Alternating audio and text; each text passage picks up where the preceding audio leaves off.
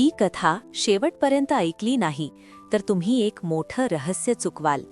कारण ही आहे स्वामी समर्थांच्या प्रकट होण्याची खरी कथा. आणि स्वामींची पूजा कशी करायची हे या व्हिडिओमध्ये सांगितले आहे, त्यामुळे शेवटपर्यंत नक्की ऐका. त्या काळात पृथ्वीवर एक अद्भुत शांतता पसरली होती आणि लोकांच्या मनात एक अनामिक भावना निर्माण झाली होती की काहीतरी दिव्य घडणार आहे. प्रत्येक गावात, प्रत्येक घरात लोक एकमेकांना सांगत होते की एक महान शक्ती पुन्हा पृथ्वीवर प्रकट होणार आहे आणि त्या दिवशी संपूर्ण जग बदलून जाईल.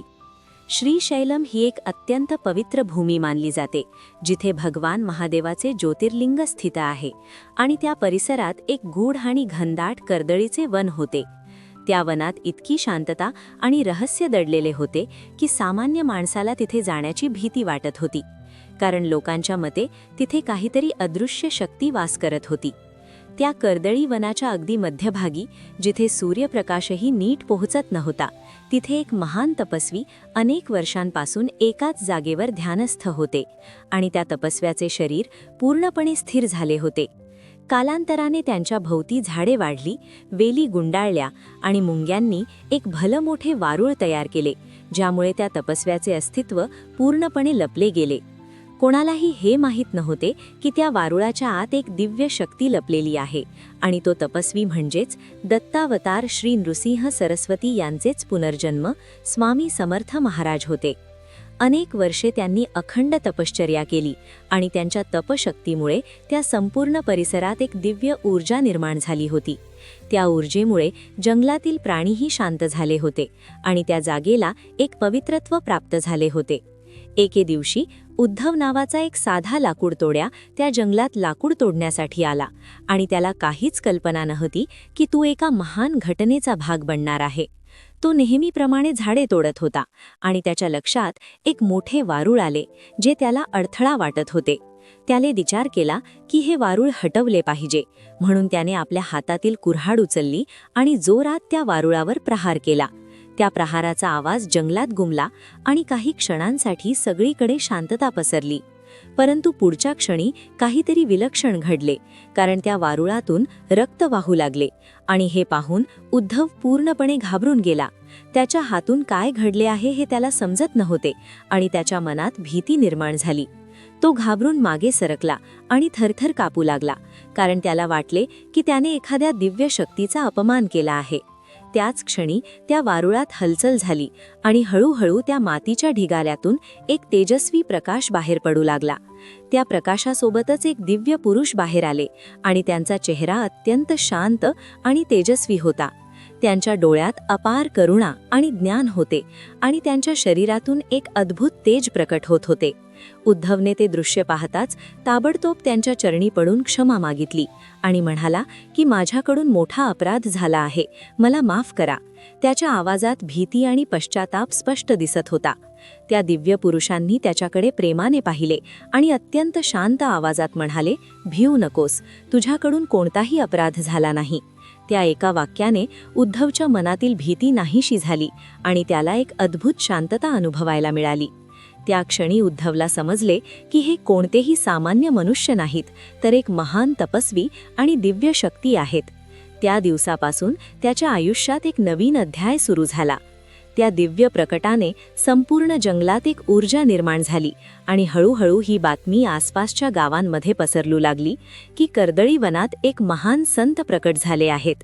लोक उत्सुकतेने त्या ठिकाणी येऊ लागले आणि जे कोणी त्यांना पाहत होते त्यांना त्यांच्या डोळ्यांतून आणि उपस्थितीतून एक वेगळीच शांतता आणि आनंद अनुभवायला मिळत होता. स्वामी समर्थ महाराजांनी त्या दिवसानंतर आपली दीर्घ तपश्चर्या पूर्ण करून लोकांमध्ये जाण्याचा निर्णय घेतला, कारण त्यांना आता आपल्या भक्तांवर कृपा करायची होती आणि त्यांच्या दुःखांचा नाश करायचा होता. कर्दळी वनातील त्या दिव्य प्रकटानंतर स्वामी समर्थ महाराजांनी आपली दीर्घ तपश्चर्या संपवून लोकांमध्ये जाण्याचा निर्णय घेतला आणि त्या दिवसापासून त्यांच्या जीवनातील एक नवीन अध्याय सुरू झाला.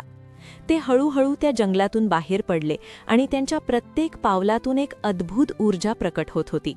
जणू पृथ्वीवर एक दिव्य शक्ती चालत आहे असे सर्वांना जाणवत होते.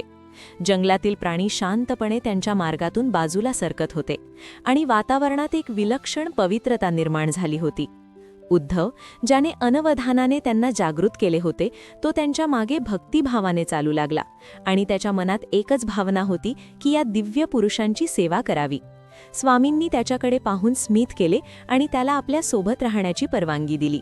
स्वामी समर्थ महाराज श्रीशैलम सोडून भारतभर भ्रमण करू लागले आणि जिथे जिथे ते गेले तिथे तिथे त्यांच्या चमत्कारांची चर्चा पसरू लागली. लोक दूर दूरून त्यांना भेटण्यासाठी येऊ लागले आणि त्यांच्या दर्शनानेच अनेकांच्या मनातील दुःख नाहीसे होत होते. एका गावात एक वृद्ध मनुष्य अत्यंत आजारी होता आणि त्याच्या कुटुंबियांनी सर्व उपाय करून पाहिले होते, पण त्याला काहीही आराम मिळत नव्हता. जेव्हा स्वामी त्या गावात आले तेव्हा त्या वृद्धाच्या मुलाने त्यांना विनंती केली की कृपया माझ्या वडिलांना वाचवा. स्वामी शांतपणे त्या वृद्धाजवळ गेले आणि त्यांच्या कपाळावर हात ठेवला. काही क्षणातच त्या वृद्धाच्या श्वासात सुधारणा झाली आणि हळूहळू तो डोळे उघडून बसला. हे दृश्य पाहून संपूर्ण गाव स्तब्ध झाले आणि लोकांच्या डोळ्यात आश्चर्य आणि आनंद दाटून आला. त्या दिवसानंतर लोकांना खात्री झाली की स्वामी समर्थ महाराज हे केवळ एक साधू नाहीत, तर एक दिव्य अवतार आहेत, ज्यांच्या कृपेने अशक्य गोष्टीही शक्य होतात. ते पुढे पुढे जात राहिले आणि अनेक गावांमध्ये त्यांनी लोकांच्या समस्या दूर केल्या. कोणाला अन्नाची गरज होती तर कोणाला मानसिक शांतीची. स्वामी प्रत्येकाला त्यांच्या गरजेनुसार मदत करत होते. एका ठिकाणी एक गरीब कुटुंब अत्यंत हालाखीत जीवन जगत होते आणि त्यांच्याकडे खाण्यासाठीही काही नव्हते. स्वामी त्या घरात गेले आणि त्यांनी त्या स्त्रीला धीर दिला. काही वेळातच त्या घरात अन्नाची व्यवस्था झाली आणि त्या कुटुंबाचे जीवन बदलून गेले. स्वामींच्या या चमत्कारांमुळे त्यांची कीर्ती दूरवर पसरू लागली आणि हजारो लोक त्यांच्या दर्शनासाठी येऊ लागले. पण स्वामींना प्रसिद्धीची अजिबात आस नव्हती. ते नेहमी साधेपणाने वागत आणि लोकांना फक्त एकच संदेश देत, विश्वास ठेवा. अशा प्रकारे भारतभर भ्रमण करत करत स्वामी समर्थ महाराज अखेर अक्कलकोट येथे आले आणि तिथेच त्यांनी दीर्घ काळ वास्तव्य करण्याचा निर्णय घेतला. अक्कलकोट हे त्यांच्या कार्याचे मुख्य केंद्र बनले आणि तिथूनच त्यांनी हजारो भक्तांचे जीवन बदलले. अक्कलकोटमध्ये त्यांच्या आगमनाची बातमी वाऱ्यासारखी पसरली आणि लोक मोठ्या संख्येने त्यांच्या दर्शनासाठी येऊ लागले. कोणी दुःख घेऊन येत असे, कोणी आशा घेऊन येत असे आणि कोणी फक्त त्यांच्या कृपेची अनुभूती घेण्यासाठी येत असे. स्वामी समर्थ महाराज प्रत्येकाला समान दृष्टीने पाहत आणि त्यांच्या समस्यांनुसार मार्गदर्शन करत. त्यांच्या एका शब्दाने लोकांच्या मनातील भीती नाहीशी होत असे आणि त्यांना एक नवीन आत्मविश्वास मिळत असे. एकदा एक तरुण अत्यंत निराश होऊन स्वामींच्या समोर आला आणि म्हणाला की माझ्या आयुष्यात काहीच चांगले घडत नाही. मी खूप प्रयत्न केले पण मला यश मिळत नाही.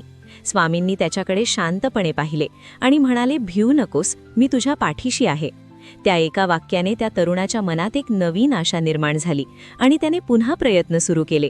काही काळातच त्याला यश मिळाले आणि त्याचे जीवन पूर्णपणे बदलले. अशा अनेक घटना घडत राहिल्या आणि स्वामी समर्थ महाराजांच्या कृपेने हजारो लोकांचे जीवन उजळून निघाले. त्यांच्या उपस्थितीत लोकांना एक वेगळीच शांतता आणि आनंद अनुभवायला मिळत होता. आजही लोक म्हणतात की स्वामी समर्थ महाराज कुठे गेले नाहीत, ते अजूनही आपल्या भक्तांच्या सोबत आहेत आणि योग्य वेळी त्यांना मदत करतात. स्वामी समर्थ फक्त कथा नाहीत, ते आजही आपल्या सोबत आहेत. पण प्रश्न असा आहे की आपण त्यांची पूजा अशी कशी करावी की त्यांची कृपा आपल्यावर राहील. स्वामी समर्थांची पूजा खूप सोपी आहे, पण त्यात श्रद्धा सर्वात महत्त्वाची आहे. सकाळी लवकर उठून आंघोळ करून स्वच्छ कपडे घालावेत.